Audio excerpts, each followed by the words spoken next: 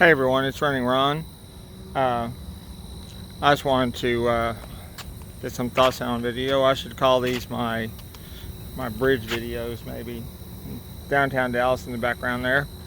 I addressed some of this on the podcast the other day, and want to expand on that a little bit. And that is suicide and conversations with the dead and what we can learn.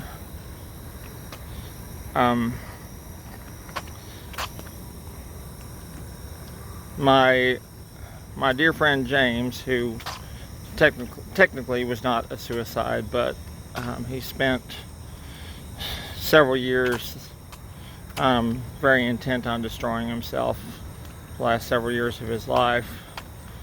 I mean, there's a lot to it, but when he passed in 2005, that was a soul-shattering thing for me. Best friend I ever had, and my soulmate. Now, James appears in my dreams from time to time. I call them visitations. And like I said on the podcast, I'm curious to hear other people who have similar experiences with dreams, because I'm by no means an expert on dreams. I'd like to be. But the thing that's very notable to me about these dreams is that they're very realistic. And I've talked to my therapist about it, that they're just, for the most part, they're just me and James sitting in the same room, sitting across from each other or on the same couch or whatever, just catching up. And sometimes, like our conversations in real life, sometimes serious, a lot of times funny or hilarious, and everything in between. But the striking thing is the realism of it. And again, that's the only way I can explain it. I don't have an explanation for the dream, really. But it was a couple months ago, a dream I had where that James showed up in. We were talking, and I asked him why he left. Excuse me. I've been out running, of course. I asked him why he left, and he said, I didn't belong here anymore. And he just said, real kind of matter-of-factly, and that was heartbreaking to hear, and of course he was wrong. But what it addresses, though, is I've been there for many years. Off and on, I had a lot of suicidal ideations and everything. And when you're, and some of the people watching this probably know, when you're close to suicide, a lot of times that's how you feel, like you just don't belong anywhere. You feel that disconnect. That's the thing I'm looking for, is you feel that disconnect from everything and everyone, and you feel like you don't belong. Now, you're wrong about that. I was wrong, we're wrong, but that's how someone who's at that point feels.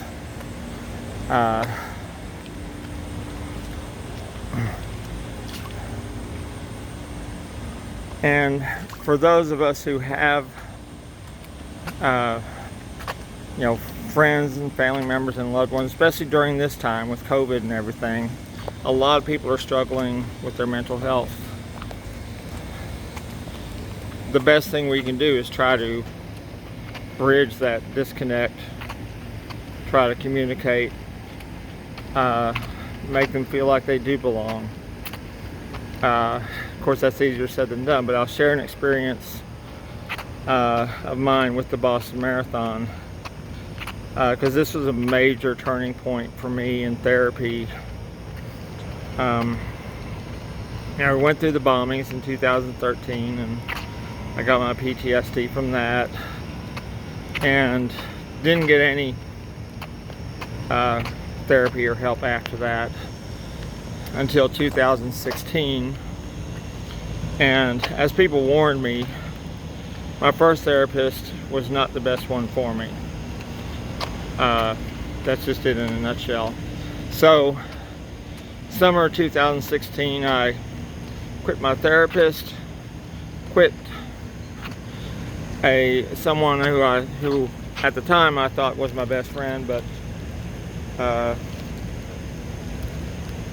they were not a friend at all. And also I was taking Wellbutrin at the time, and I quit that too, and I quit my group therapy. I quit all of them within a couple month period. I quit the Wellbutrin cold turkey, which sent me into more of a spiral, all of that.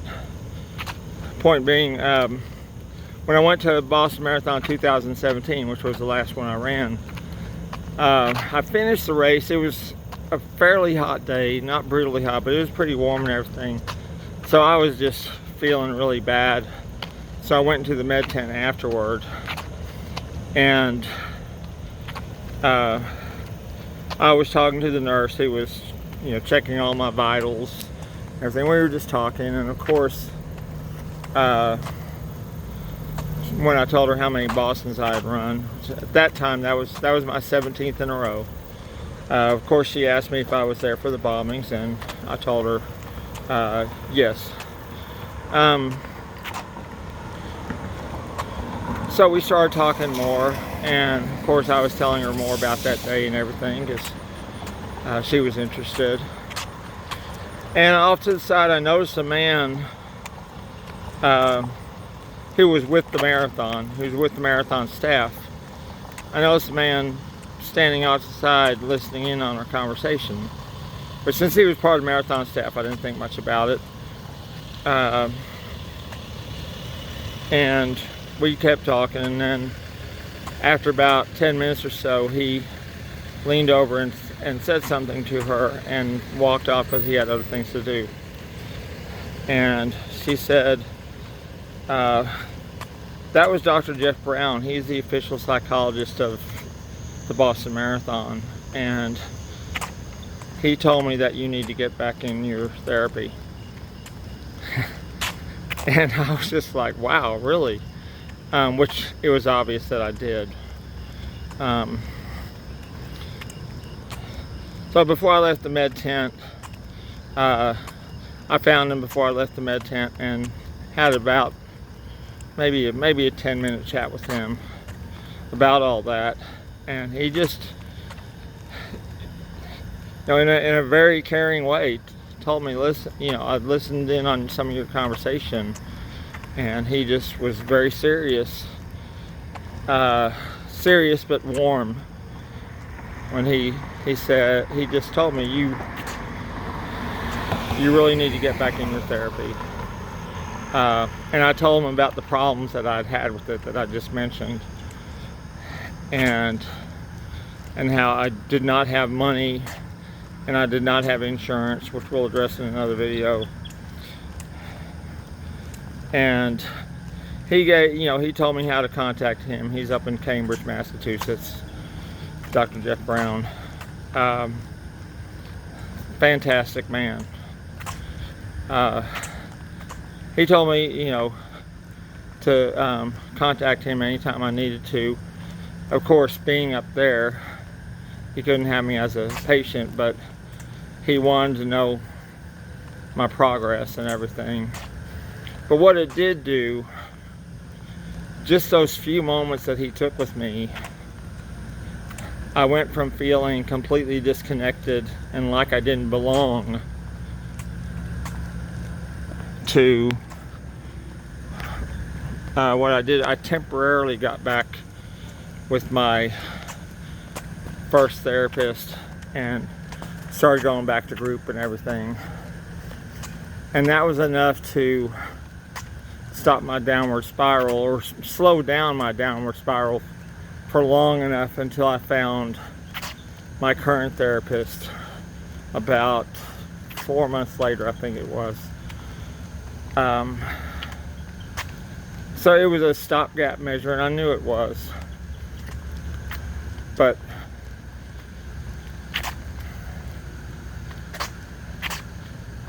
just him stopping for a moment and making that connection, that's my point here.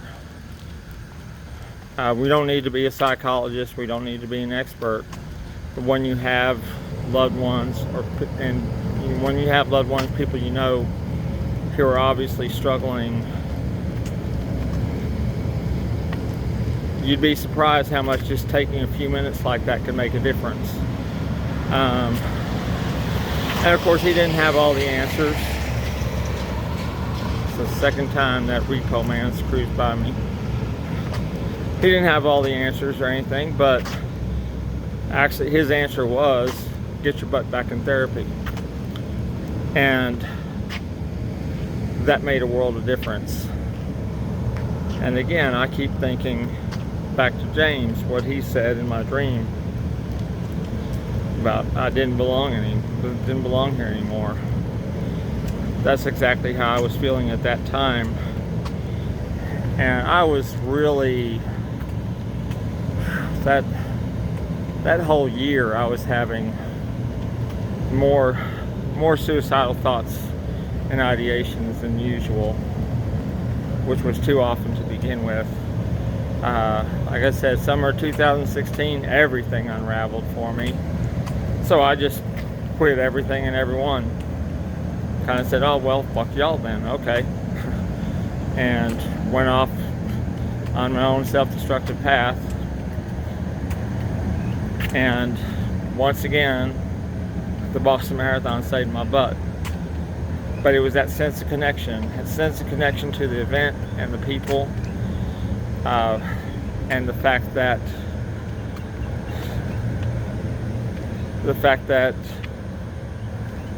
their official psychologist didn't have to be that particular person. Understand? But it carried more weight.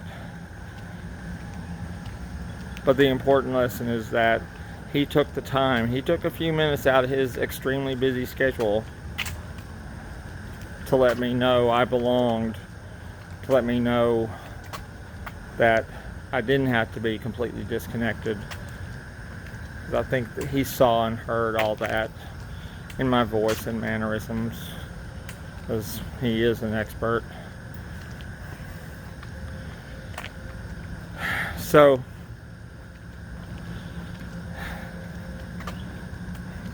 keep reaching out to people, whether you're the one struggling or you know people who are struggling. Keep reaching out. Just try to make those personal connections and listen without judging. I'll say it again, I'll repeat that like a broken record a million damn times. Listen without judging. That's the best thing you can do, because that's what he did. He wasn't judging me when he said you need to get your butt back in therapy. He wasn't judging me. He was stating a fact, which I knew that was true. I just didn't know quite how to go about it. So just wanted to share that. And everyone, just take care of yourselves and keep reaching out to people.